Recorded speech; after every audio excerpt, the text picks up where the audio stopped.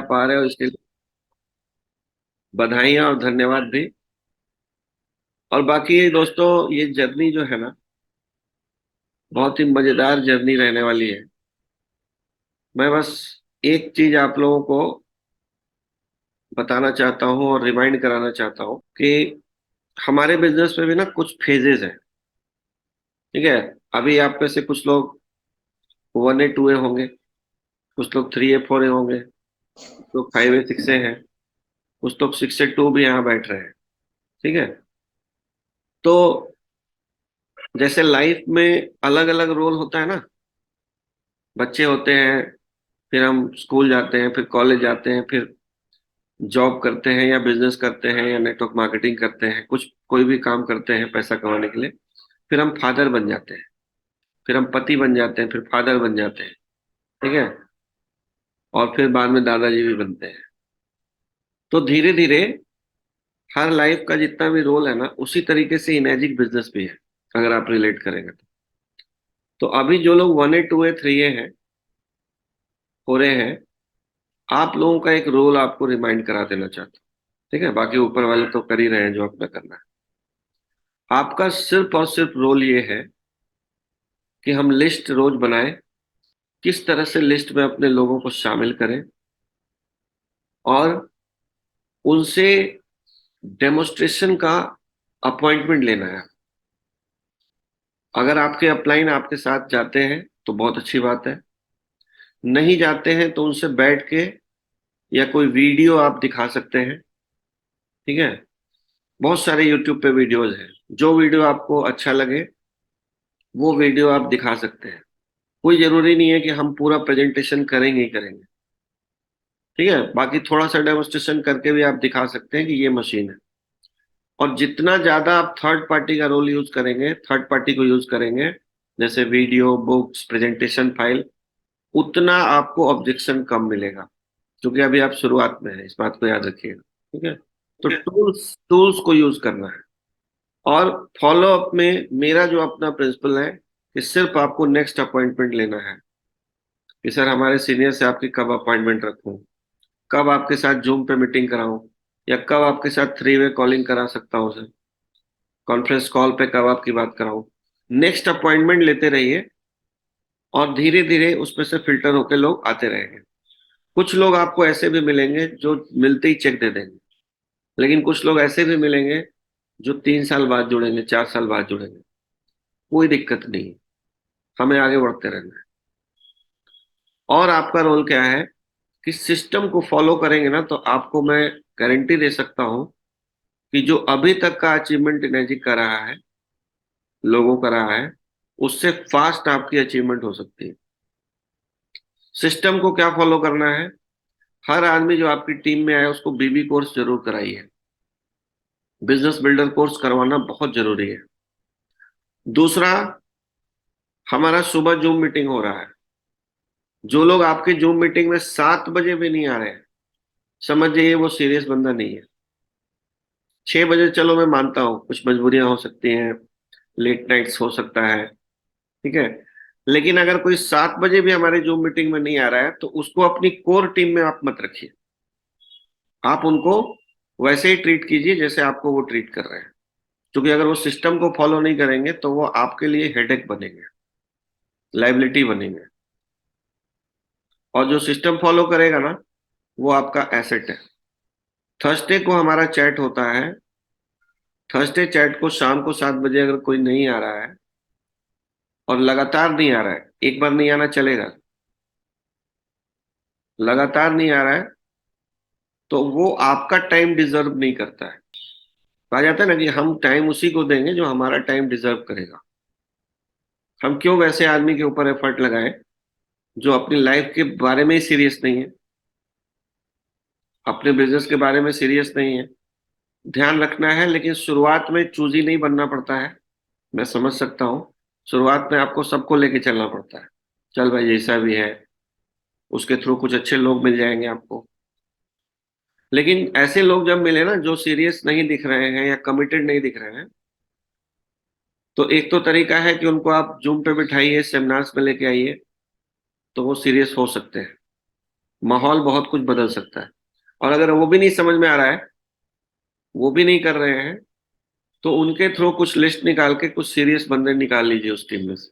रोज कुछ ना कुछ पढ़िए। अच्छा, क्योंकि हमारे बॉडी को जैसे खुराक चाहिए होता है ना, वैसे ही माइंड को चाहिए होता है। मैं अपनी बात बताऊं, अगर मैं एक दिन भी कुछ नहीं अच्छा पढ़ता हूँ, नहीं अच्छा देखता हूँ वीडियोस, अगर, तो मेरे अंदर ना कुछ डाउट्स क्रिएट होने लगता है कि क्या मैं सही दिशा में हूँ, क्या मैं सही कर रहा हूँ, पता नहीं क्या क्या दिमाग में आने लगता है। तो दिमाग में ना हमेशा पॉजिटिव खुराक डालते रहना है। क्योंकि मैं हमेशा आप लोगों को बताता हूँ कि शुरुआत हमेशा कठिन होता है किसी भी काम का।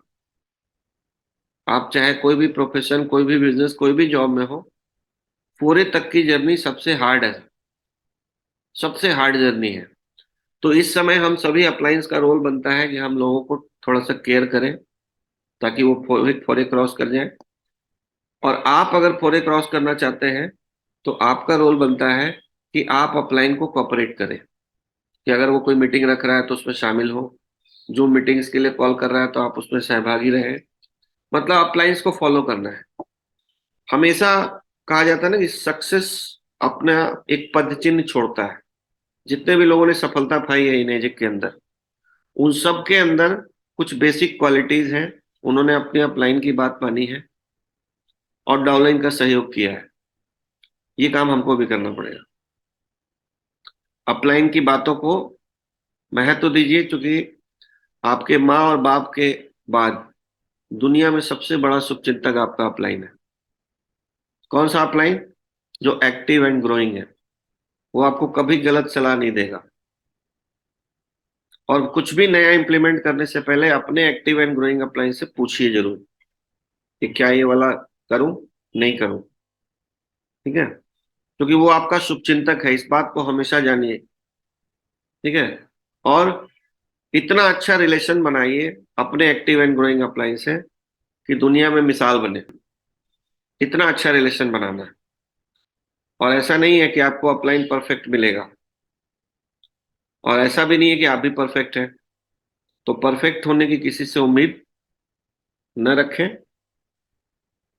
लाइफ में थोड़ा बहुत एडजस्टमेंट करना ही पड़ता है। क्यों? क्योंकि हमारी मंजिल को हमेशा याद रखना है। मंजिल क्या है सर? कम से कम हमें 3 साल में, आप लोगों को मैं 3 साल में डैश 3 पे देखना चाहता हूँ मैक्सिमम। आप में से कुछ खिलाड़ी ऐसे भी हैं जो 1 साल में भी चले जाएंगे, वो अलग बात है। लेकिन ऑन एन एवरेज मैं चाहता हूं कि आप लोगों की जर्नी 3 साल में डैश 3 आप पार कर जाए।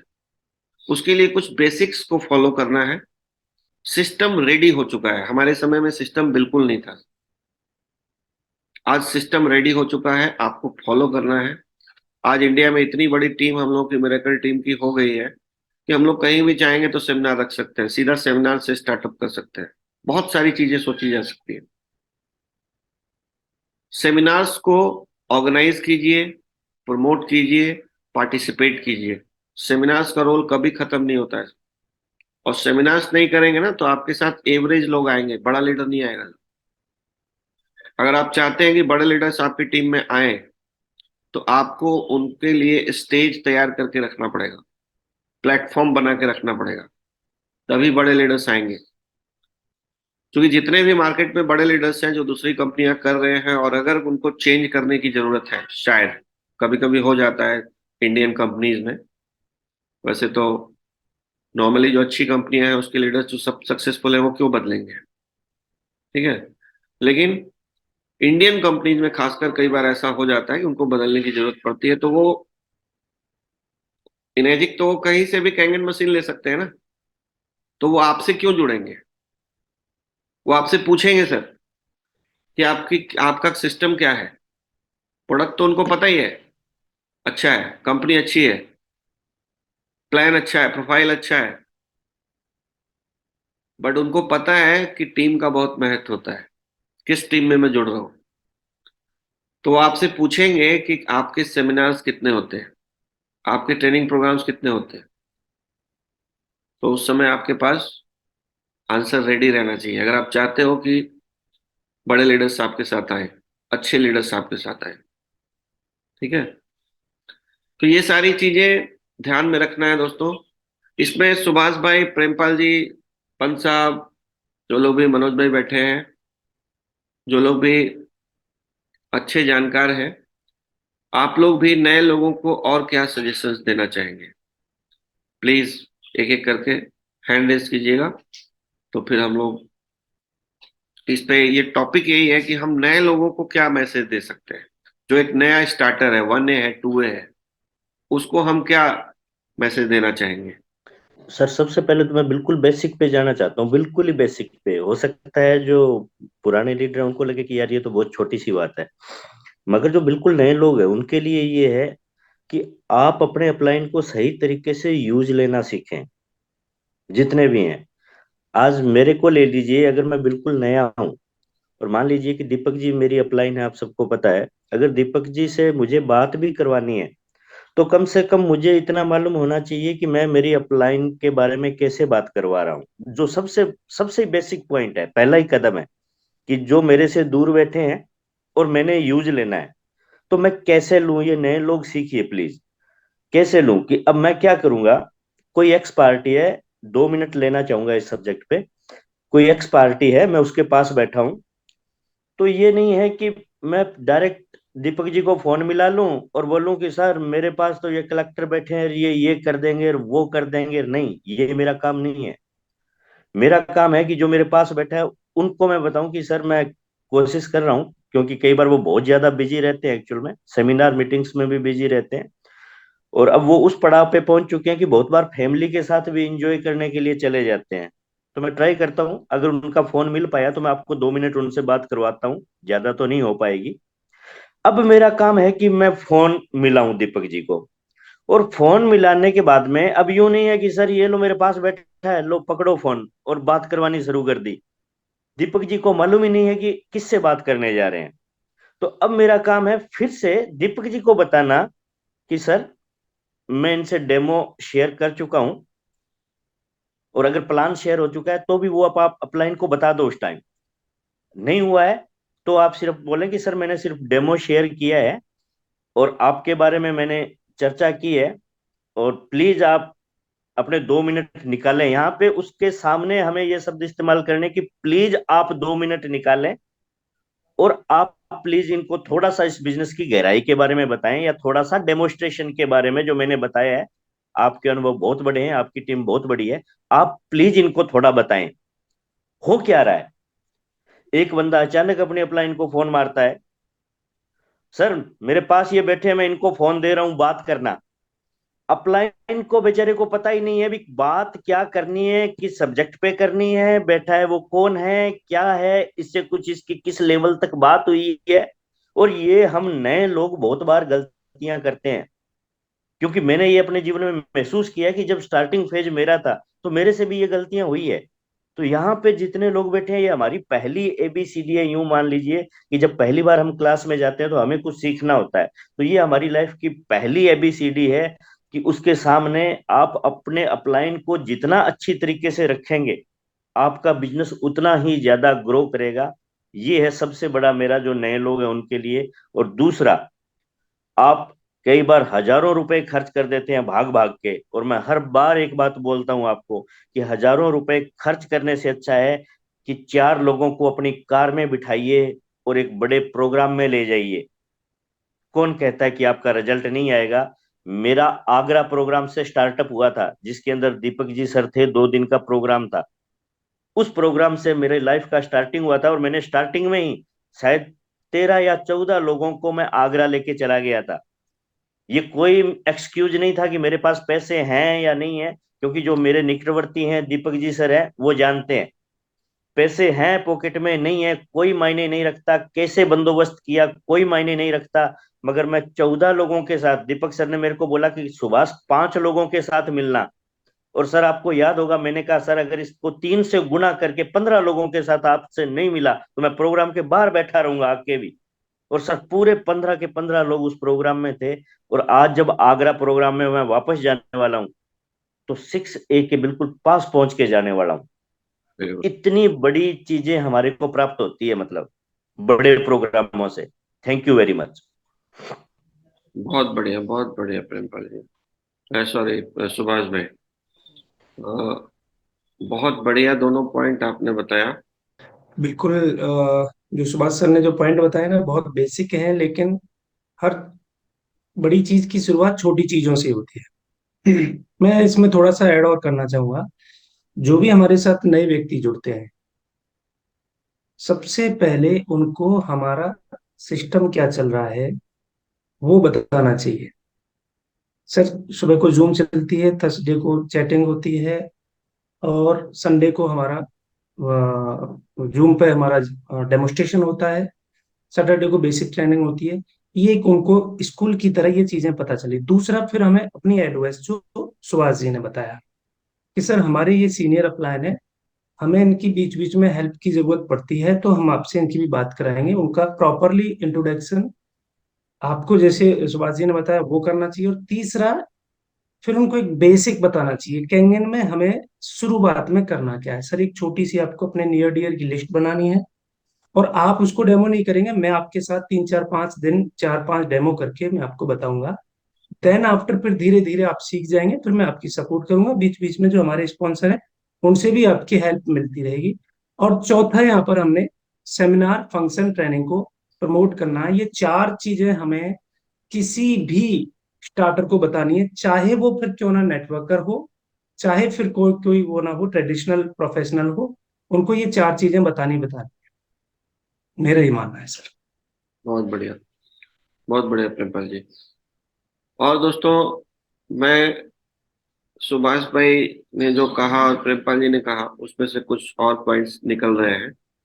कई बार ना लोग गलती क्या करते हैं कि पहले से ही किसी को फोन पे लेके रखते हैं और अपलाइन को फोन लगा देते हैं और बोलते हैं सर बस, और अपलाइन ने हेलो किया कि उधर कॉन्फ्रेंस ऑन कर दिया। ठीक है, ये बहुत बेसिक गलती है जिसपे ध्यान दिलाया सुभाष भाई ने। क्योंकि अपलाइन भी भगवान नहीं है सर, वो हमेशा हर समय रेडी नहीं हो सकता है आपके मोटिवेशन के लिए। ठीक है, उसके भी कुछ पर्सनल काम हो सकते हैं, कुछ ऐसी ऐसी जगह वो हो सकता है जहां पे अभी फोन उठाया है आपका कि चलो अर्जेंट होगा तो कुछ बात कर ले, और आपको गाड़ी चला रहा है, क्या कर रहा है, और आपने तुरंत कॉन्फ्रेंस लगा दिया।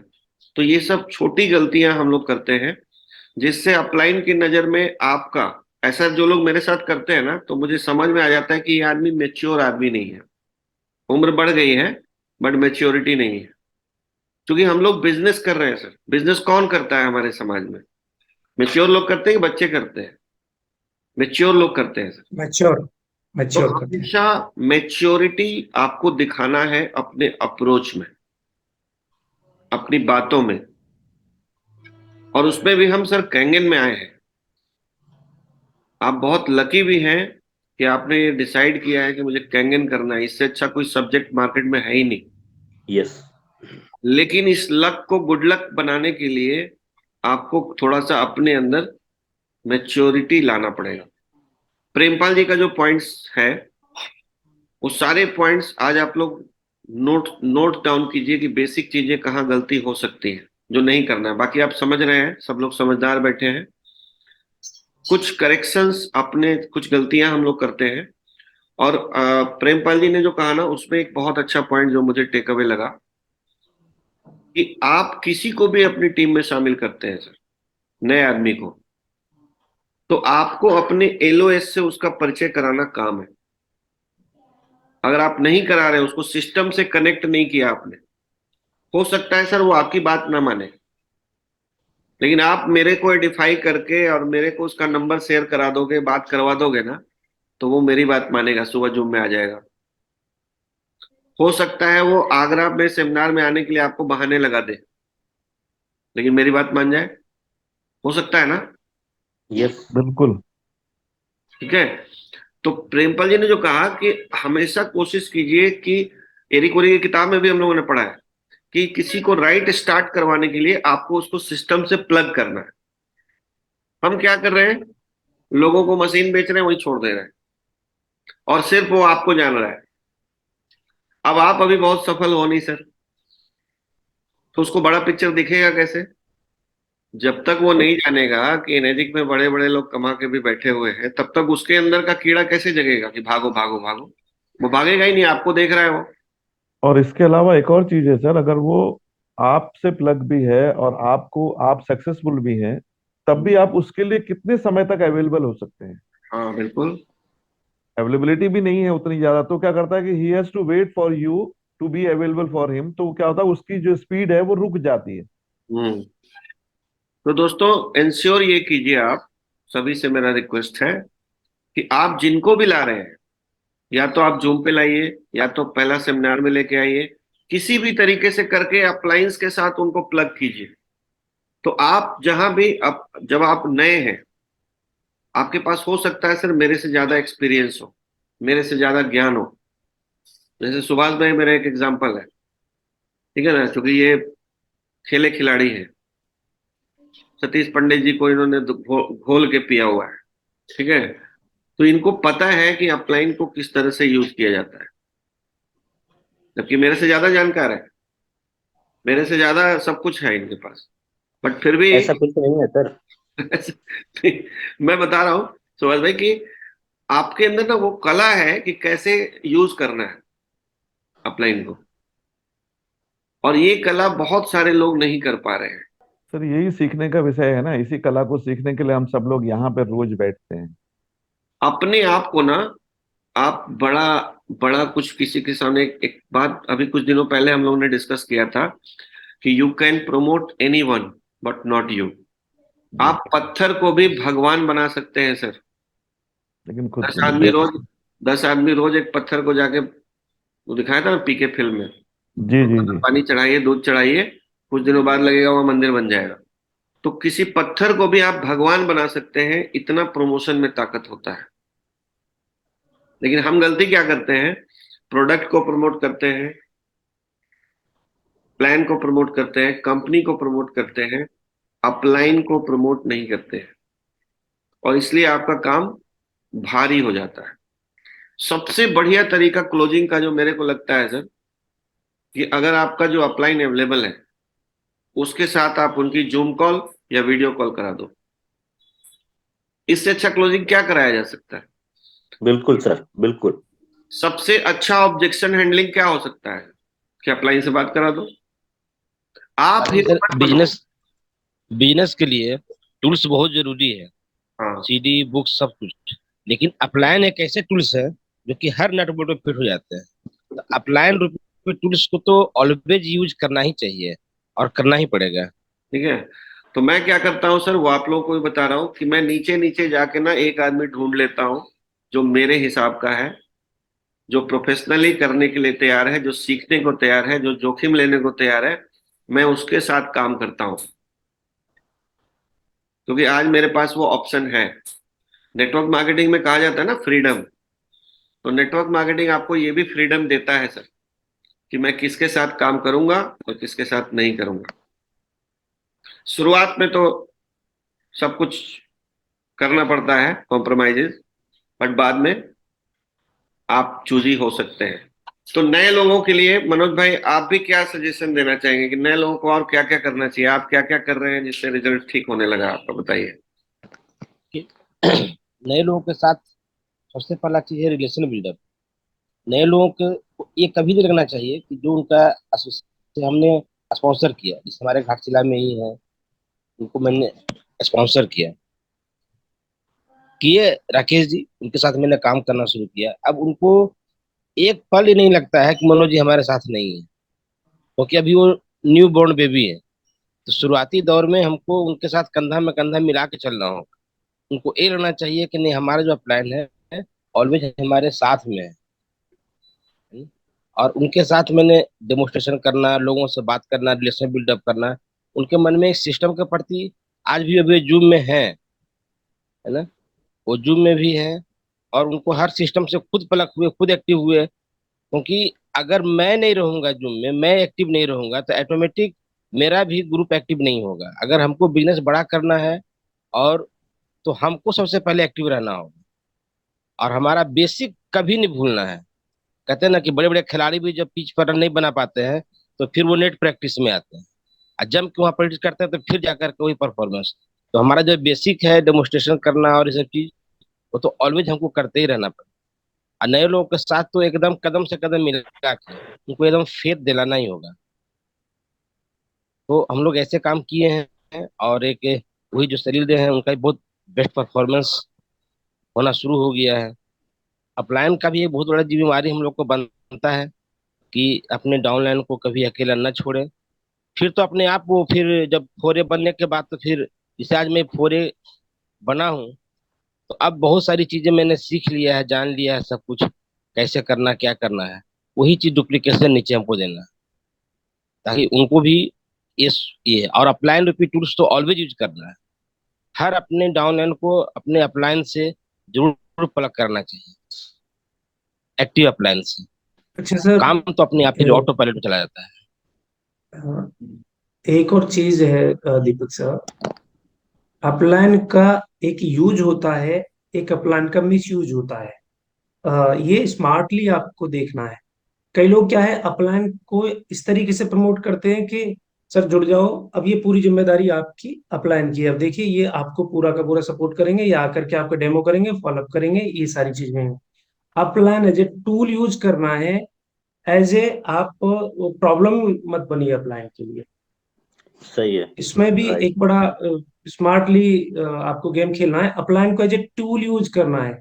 आपके सामने कोई दिक्कत आ रही है, क्वेश्चन की कोई प्रॉब्लम आ रही है, उनसे कॉल करके उनसे पूछिए। आपका कोई 5 7 8 10 लोगों का काउंसलिंग करनी है, आप यूज करिए। आपको कोई सेमिनार यूज करना है, ट्रेनिंग रखनी है, यूज करिए। ठीक है। लेकिन कई लोग उनको इस तरीके से देख लेते हैं, सर अभी तो मेरा डेमो भी आप ही करेंगे और फॉलोअप भी आप ही करेंगे, तो ये एक रॉन्ग प्रैक्टिस है।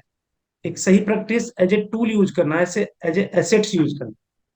बढ़िया प्रेमपाल जी। तो इसमें मैं एक और ऐड करना चाहूंगा कि देखिए, अपलाइन और डाउनलाइन दोनों आप ही होते हैं। हम में से हर व्यक्ति अपलाइन भी है और डाउनलाइन भी है। ठीक है, तो इसको अलग अलग व्यक्ति मत देखिएगा। और हमको अपने आप को करेक्ट करना है। हमको सही रोल मॉडल बनना है। नेटवर्क मार्केटिंग का बिजनेस, हमेशा याद रखिएगा, हीरो बनने का नहीं है, रोल मॉडल बनने का। और एक बहुत फेमस सेइंग है हमारे बिजनेस में, डाउनलाइन जो है ना, आपकी सुनती नहीं है, सिर्फ आपको देखती है। डाउनलाइन बह रहे होते हैं, लेकिन आंख बहुत तेज होता है उनका। वो आपको देखते हैं कि आप क्या करते हैं अपने अपलाइन के साथ, सिस्टम के साथ। ठीक है, वो देखते हैं कि आप जूम में आते हैं कि नहीं आते हैं, आप सेमिनार में जाते हैं कि नहीं जाते हैं, आप डेमो देते हैं कि नहीं देते हैं। वो सिर्फ आपको देखते हैं सर। और सबसे अच्छा तरीका है कि अपने आप को ऐसा बना दीजिए, क्योंकि आपका ही कॉपी होना है सर। टीम में आपका ही कॉपी होगा ना। तो आप अगर अच्छी कॉपी नहीं है तो आपका डुप्लीकेट अच्छा कैसे हो जाएगा। आपका ही फोटोस्टेट और डुप्लीकेशन होना है। तो सिर्फ और सिर्फ अपने आप के ऊपर हम काम करेंगे तो हमारे साथ कुछ अच्छे लोग आ जाएंगे। ठीक है, जो हमको डुप्लीकेट करेंगे और हमसे भी अच्छा कर जाएंगे। लेकिन आप इस उम्मीद में भी मत रहिए कि सब लोग सुधर जाएंगे, नहीं सुधरेंगे सब। क्योंकि ये भगवान की बनाई हुई जो प्रकृति है ना, इसमें उन्होंने कुछ ऐसी व्यवस्था की है कि सब सफल ना हो सके। सफल होने के लिए आपको कुर्बानी देना होगा, और बहुत सारे अच्छी आदतों को अपने लाइफ में शामिल करना पड़ता है। तो और अगर इतना ही ऐसा भी है सर कि क्या। ऐसा भी है सर कि कुछ लोग ना, वो दुनिया की चकाचौंध में बदल जाते हैं। जैसे आपने कहा ना कि अपलाइन जो डाउनलाइन है वो सुनती नहीं है, केवल देखती है। लेकिन जैसे जैसे हम टीम के साथ ग्रो करते हैं तो वैसे वैसे हमें अपने अंदर एक सुनने की कला भी लानी चाहिए, क्योंकि सुनने की कला जो डेवलप कर लेगा वो सक्सेसफुल हो जाएगा इसमें। है ना, ये भी हम लोग जो है, जो पीछे कई सारी हमारी जो डेली क्लासेस चल रहे हैं उनमें समझ रहे हैं कि जितनी अच्छी कला हमारे अंदर आ जाएगी सुनने की, तो हम जो है ग्रो कर जाएंगे। तो ग्रोथ उन्हीं की होगी जिन्होंने, देखने की कला तो सबको पता है, हम्म, लेकिन जिन्हें सुनने की कला भी आ गई, एक्टिवली इफेक्टिवली सुनने की और दिल से सुनने की कला आ गई, या आंखों से सुनने की कला आ गई, तो वो जो कला समझ ली किसी ने, तो वो सक्सेसफुल हो सकता है। तो यही होता है कि इसी चकाचौंध में अब सीखने की कला है तो भाई कुछ लोग कुछ और चीज भी देख लेते हैं। इसीलिए बहुत सारे लोग भी ठीक ठाक मुकाम में पहुंचने के बाद भी दूसरी चीजों को प्रमोट कर रहे होते हैं। तो वहां पे केवल हमारा जो अपना रोल है वो यही है कि भाई हमें अपना काम करते रहना है और उनके लिए एक रोल मॉडल बन के आगे बढ़ते रहना है। जो ठीक। आदमी सुनेगा वही सीखेगा सर। हाँ, कि इस दुनिया में ना भगवान ने कुछ ऐसा सिस्टम बनाया है कि सफलता कम लोगों को मिले, तभी उसकी महत्व रहेगी ना। अगर हर आदमी के पास मर्सिडीज हो जाएगा सर, तो मर्सिडीज की कोई वैल्यू रहेगी? नहीं रहेगी। हर आदमी अगर वर्सोवा बीच पे और जुहू बीच पे हर आदमी बंगला ले लेगा, तो फिर क्या वैल्यू रह जाएगा उसका। इसीलिए उन्होंने स्कैर्सिटी किया है चीजों का। तो आपको भी सफल होने के लिए ना जो चीजें चाहिए वो तकलीफ देगी, याद रखिए। सुबह उठना तकलीफ दे काम है। अच्छा खाना तकलीफ वाला काम है। खराब खाना ज्यादा अट्रैक्ट करेगा आपको। ठीक है, बुरी आदतें जल्दी अट्रैक्ट करती हैं, उसके लिए कोई किसी का पुश की जरूरत नहीं होती है। बुरी आदतों की तरफ तुरंत फिसल जाएंगे आप। अच्छी आदतों को लाने के लिए बहुत तकलीफ उठाना पड़ेगा। इसीलिए सफलता को कहा गया है कि सफलता मेजॉरिटी में नहीं जाना चाहती। सफलता का ये स्वभाव है, सतीश पंडित जी ने कहा था सुभाष भंडारी, कि सफलता का स्वभाव है कि वो मेजॉरिटी में नहीं जाना चाहती है, हमेशा माइनॉरिटी में रहना पसंद करती है। तो इनैजिक में भी आपको चूज करना है कि कौन से डाउनलाइन के साथ काम किया जाए। फिलहाल काम चला लो, जो मिल रहा है उसके थ्रू टीम बनाओ। ठीक है ना, शुरुआत में कॉम्प्रोमाइजेस करने पड़ते हैं। सर मैं जो न्यू बिजनेस वाली जो बात चल रही थी उसमें एक बात मैं ऐड करना चाह रहा था हम्म। कि हम सभी लोगों को ये बहुत अच्छी तरह समझना चाहिए कि हो सकता है हम किसी और प्रोफेशन से आए हों या उसमें हम बहुत सक्सेसफुल हों, हम डॉक्टर हो सकते हैं, इंजीनियर हो सकते हैं या कुछ भी हो सकते हैं, और वहाँ हमारा बहुत रुतबा भी हो सकता है। लेकिन जब हम इस टाइम में आते हैं तो हमें ये समझना बहुत जरूरी है कि यहाँ हम बिल्कुल नए हैं और हमें यहाँ पे एक स्टूडेंट बन के ही सीखना पड़ेगा। हर चीज की एक एबीसीडी होती है और एबीसीडी से अपने पास्ट एक्सपीरियंस को यहाँ को घुस देते हैं और इसे हम लोग को, तो इसलिए हमको उस चीज को थोड़ा सा अलग ना और यहाँ की नई चीजों को सीखने की जरूरत होती है, तभी हम कामयाबी को आसानी से पा सकते हैं। सही बात है, बहुत बढ़िया बात कहा आपने। मैं थोड़ा सा इसमें और कुछ चीजें ऐड करना चाहूंगा। बहुत बढ़िया पॉइंट बताया इन्होंने कि आप, प्रॉब्लम क्या होती है ना, कि आप डॉक्टर थे, आप इंजीनियर थे या हैं, अलग प्रोफेशन में आपका कोई भी प्रोफाइल हो सकता है कि आपके प्रोफाइल में दिन रात लोग आपकी चाकरी कर रहे हो, चापलूसी कर रहे हो, बहुत सारी टीम हो आपकी। लेकिन जैसे ही किसी नए बिजनेस में आप आते हैं, तो वहां पे आपको रोल बदल लेना है, क्योंकि ये दुनिया रंगमंच है सर। जो लोग एक ही तरह का रोल हर जगह करते हैं ना, वो फंस जाते हैं। अब देखो, आप कई लोग ना, जैसे टीम में आप लीडर बन गए, बीबी के सामने सुधर के ही रहना पड़ेगा, वहां पे रोल अलग है। बच्चों के सामने अलग ही रहना पड़ेगा। तो हम ही है ना, हम ही कहीं भाई हैं, कहीं पति हैं, कहीं पिता हैं, ठीक है, कहीं दादाजी हैं। अलग अलग रोल है। तो वैसे ही आपके बिजनेस में अलग रोल कीजिए और एनर्जिक बिजनेस में आइए तो नए रोल में आ जाइए कि यहाँ पे मैं एक स्टूडेंट हूँ। क्लियर हुआ सर? हाँ, प्रेमपाल जी।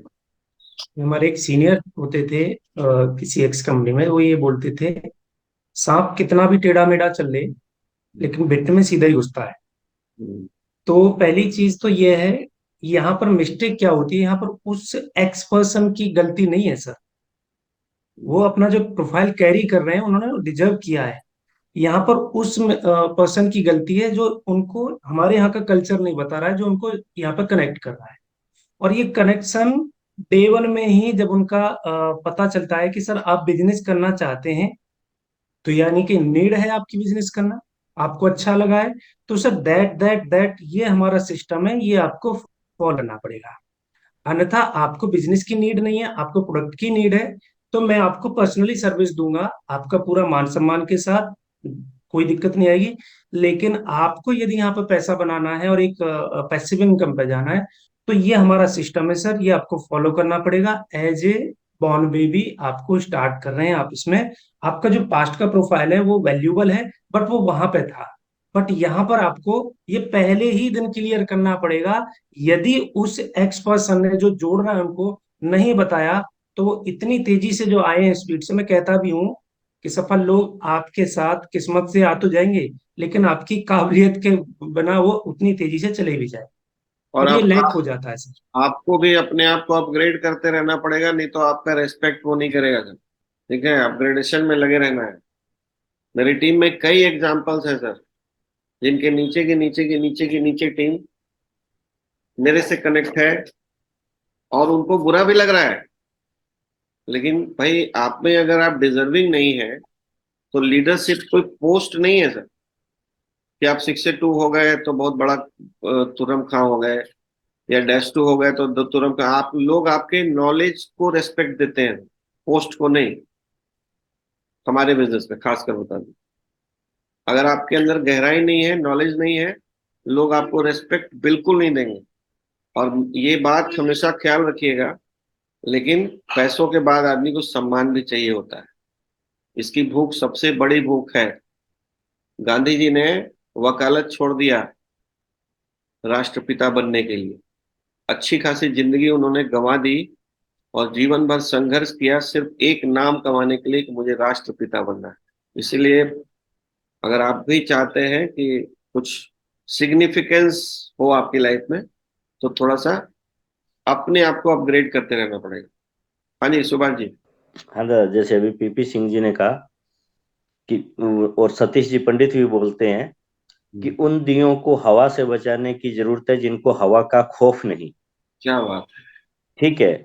तो कहने का मतलब ये है कि कई बार अपने साथ बहुत मजबूत बंदे आते हैं, मगर हमारी गलतियों की वजह से वो बिजनेस से चले जाते हैं, क्योंकि उनको लगता है कि मेरा आबा मंडल पहले से इतना मजबूत है कि मैं इस बिजनेस में छा जाऊंगा, जबकि उनको इस बिजनेस के बारे में मालूम नहीं होता कि इस बिजनेस को किया कैसे जाता है। और उन दियों को बचाने का जो काम है वो हम जितने भी लोग बैठे हैं यहाँ पे जो सीरियस वर्किंग कर रहे हैं उन लोगों का है, पहली बात। दूसरी बात कि एक दिन में ये आशा हम में से किसी को नहीं पालनी चाहिए कि जो हमारे साथ कोई मजबूत आदमी आया है, जो फील्ड में पहले से रिस्पेक्टेड है इंसान, जिसने अपनी काबिलियत के दम पे वहां पहुंचा है, तो उस इंसान को एक ही दिन में हम बदल देंगे। हमें निरंतर तब तक प्रयास जारी रखना है जब तक कि हम उनको बदल ना दें, अपने जैसा ना बना लें। ठीक है। यहाँ पे आज मेरे भाई बैठे हैं एक, जिनको मैं पिछले शायद 20 दिनों से कॉल कर रहा हूं, पुलिस स्टाफ में है वो, मगर कभी ये नहीं है कि कोई ईगो प्रॉब्लम आई है, ऐसा कुछ नहीं है। मैं उनके साथ दिन में चर्चा करता हूँ, मैं मॉर्निंग में उनको 6:45 फिर फोन करता हूँ कि आज आ जाओ, आज आ जाओ, और आज वो बैठे हैं यहाँ पे। कहने का मतलब, हमें तब तक प्रयास जारी रखना है जब तक कि वो आ ना जाए और हमारे जैसे हो ना जाए। धन्यवाद। बहुत बढ़िया। जी सर, बस बढ़िया। मैं कहा जैसा आप कह रहे थे ना कि भाई अपलाइन का धीरे धीरे जैसे जैसे हमारी टीम बढ़ती है तो हमारा रोल बदलता है। हम्म, तो इस रोल के साथ साथ हमें ना अपना नेचर भी बदलने की थोड़ा सा जरूरत है, कि जो जब तक हमारा हमारी टीम को हेल्पिंग का नेचर नहीं आएगा, हम्म, अवेलेबिलिटी का नेचर नहीं आएगा, कि मैं अपने टीम के उन सारे लोगों के लिए भी अवेलेबल रहूं टाइम टू टाइम। जैसा हम अभी आपके लिए देखते हैं सर, जब भी कहीं भी आप बिजी होते हैं तो फिर आपका फोन पलट के आ जाता है। और हमारी भी आदत है कि हम बार बार फोन नहीं करते हैं, पता है कि अगर आप बिजी हैं तो आपका कॉल बैक आ जाएगा। तो ये सारी चीजें सबके साथ नहीं होती, तो अपना नेचर भी बदलने की जरूरत होती है। समय के साथ साथ कुछ ना कुछ बदलाव जरूर लाना पड़ेगा। तो ये भी एक बहुत बड़ा नेचर है जो हमें अपना बदलना पड़ेगा, और वो बदलने को अगर हम मेंटली प्रिपेयर्ड हैं तो भी हम बड़ा कर पाएंगे, नहीं तो हम बहुत बबड़ा नहीं कर पाएंगे। हमें हमें पता है कि मेरी काबिलियत नहीं है उस व्यक्ति को, तो मैं उसको सिस्टम के साथ अटैच कर दूं, तो सिस्टम बड़ा है ना कि मेरी अभी काबिलियत तो बढ़ जाएगी धीरे धीरे, लेकिन सिस्टम के साथ अटैच नहीं करा रहे हैं, ये सबसे बड़ी प्रॉब्लम है बस। तो मैं, सुभाष जी ने एक बड़ी अच्छी सतीश पंडित जी की बात याद करा दी। मैं चाहता हूँ उसको थोड़ा सा आप लोगों को एक्सप्लेन करूँ, क्योंकि कई लोगों को बात समझ में नहीं आई, बहुत तेजी से बोल गए वो। उन चिरागों को हवाओं से बचाया जाए जिन चिरागों को हवाओं का खौफ नहीं है। बात समझ में आई? देखो क्या होता है, कुछ दिए ऐसे होते हैं ना कि हवा के झोंके से बुझ जाते हैं, यानी चैलेंजेस आएगा वो टूट जाएगा। उनको बचाने के लिए उन्होंने नहीं कहा है। हम लोग उन्हीं को बचाने में लगते हैं कि कमजोर कड़ी है, इसको बचा के रखो। उसको नहीं बचाना है सर। बचाना उस दिए को है जो हवा से और तेज उसकी लौ हो जाएगी और फिर पूरे शहर को जला सकता है वो। उसको बचा के रखना है। उन चिरागों को हवाओं से बचाया जाए जिन चिरागों को हवाओं का खौफ नहीं है। Thank you for reminding me Subhash भाई। ये मैं बहुत पुराना। ठीक है, तो अपने लीडर्स को बचा के रखना है सर। नए लोगों को आप क्या सलाह देना चाहेंगे, एकदम नए लोगों को? सिर्फ सिर्फ दो चीज सर, हाँ। कि जैसे ही वो इसमें जन्म लेते हैं और फिर किसी दूसरे को बर्थ बर्थ देते हैं, जन्म देते हैं, तो उनका ये रोल जरूर होना चाहिए कि किसी न किसी एक्टिव अपलाइन से कॉन्ग्रेचुलेशन, बधाई दिलवाएं। कनेक्ट करने का पहला चीज जो और लोग भी बोले। और दूसरा चीज कि जैसे ही एक आदमी मेरे नीचे जन्म लेता है तो हम लीडर अपने को समझने लगते हैं, अपलाइन लीडर। और हमको समझना चाहिए कि हमको अच्छा लीडर बनना है तो सबसे पहले अच्छा फॉलोअर बनना होगा, क्योंकि दोनों रोल हमको करना है, गुरु का, शिष्य का, एक साथ। तो अच्छा शिष्य बनने का प्रयास करना है और लोगों को दिखाना भी है कि हम अच्छे शिष्य हैं। पहले दिन उसको लगेगा कि यार आपके अलावा भी कोई है जो मेरा ख्याल रखेगा।